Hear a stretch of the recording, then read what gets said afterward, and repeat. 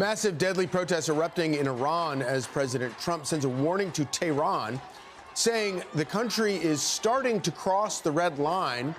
How will the U.S. respond? Aishah Hasnie joins us now from the White House with the latest. Good morning, Aishah.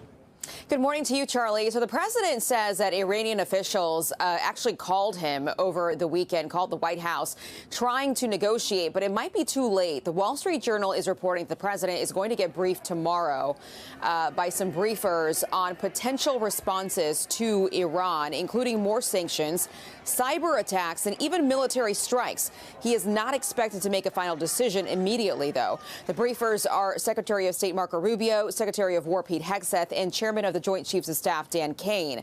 Now, Trump told reporters on his way back from Mar-a-Lago last night that he is looking at some very strong options.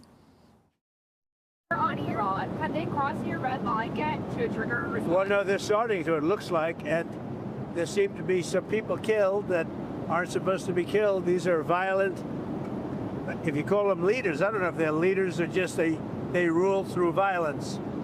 But we're looking at it very seriously. The military is looking at it, and we're looking at some very strong options. We'll make a determination. Human rights groups report the regime has already massacred more than 500 people as protesters are defying the Ayatollah's crackdown. And there's an ongoing internet blackout in that country. The president says that he is getting an update. He's being briefed hour by hour, and he's actually meeting with the Secretary of State later this morning. Charlie? Thank you, Aishah. You got it. Let's bring in Hudson Institute Senior Fellow Rebeccah Heinrichs. Great to see you this morning, Rebeccah. Thank you for joining us. So what do you think are the realistic options that are on the table right now for President Trump?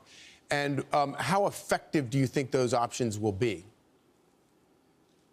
Well, good morning, Charlie. First of all, I think that when we're talking about this briefing that the president's going to receive on Tuesday that's been reported, our viewers should know that President Trump definitely already has options in mind, and right. He has been regularly briefed by the military about the situation there. So this briefing that's supposed to happen tomorrow might in fact be part of a deception campaign. It would not surprise me if President Trump initiated some kind of U.S. activity to support the protesters before that briefing. But the various things we can do, we can already conduct cyber attacks against regime targets to give some reprieve to the Iranian protesters.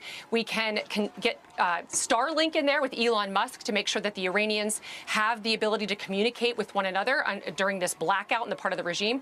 And the United States can initiate military strikes against IRGC, that's the military wing that's protecting the regime right now. We can conduct strikes against them, or we can go against other military targets, their ballistic missile program, their Iranian nuclear program, again, Charlie, again as well. So there's various scoped options that the United States could take.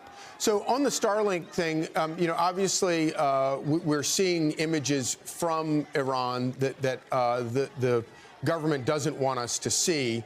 And some of that is getting around the blackouts because of some limited Starlink activity. But there is talk of trying to expand that. How does that work exactly? Well, right now, Charlie, it looks like there's some Starlink devices that are being smuggled into Iran. Right. What the U.S. government can do, though, is to basically get a more robust space-based capability that can cover the whole country, and we might be able to do some countermeasures against what the Iran regime is doing to take out that connectivity of right. satellite. Remember, the Chinese have been backing the Iran regime, so we're starting to notice some technology that seems pretty sophisticated that the Iran regime is using in order to try to counter the Starlink that has right. been smuggled into the country. So the United States is going to have to conduct two things: get those devices in for the Iranians, get it in the air, and then also do some counter cyber strikes against right. the Iran regime. Right. Okay, I want to turn to this. Cuba remains defiant after President Trump's removal of Nicolas Maduro in Venezuela. President Trump posting to Truth Social, there will be no more oil or money going to Cuba. Zero. Strongly suggests they make a deal before it's too late. Cuban president responding thus: Cuba is a free, independent, and sovereign nation. Nobody dictates what we do. Cuba does not attack. It has been attacked by the U.S. for 66 years, and it does not threaten. It prepares, ready to defend the homeland to the last drop of blood. Are Cuba's days numbered? Well, I think that they are. And, you know, as the Cuban officials continue to mock President Trump and act like these threats aren't serious, or like the United States can't do exactly what he's threatening to do, I mean, they should look at some case studies in history, just recent history, of what President Trump has been willing to do. In 2018, you remember the Iran leader, Qasem Soleimani, mocked President Trump, and then he was eliminated by U.S. forces in Iraq. And then you saw Maduro, the illegal head of Venezuela, mocked President Trump during President Trump's threats, and then U.S. forces went in and arrested him. Now he sits in a jail in New York City. And so these Cuban officials, I think, should instead look to the Colombian leaders who mocked President Trump and now are changing their tune after seeing what President Trump has done in Venezuela. That would be good advice for the Cubans to take, strike a deal with the United States. You would think that they might start paying attention, and thank you very much for breaking that down for us. Rebeccah Heinrichs. I'm Steve Doocy. I'm Brian Kilmeade. And I'm Ainsley Earhart. And click here to subscribe to the Fox News YouTube page to catch our hottest interviews and most compelling analysis.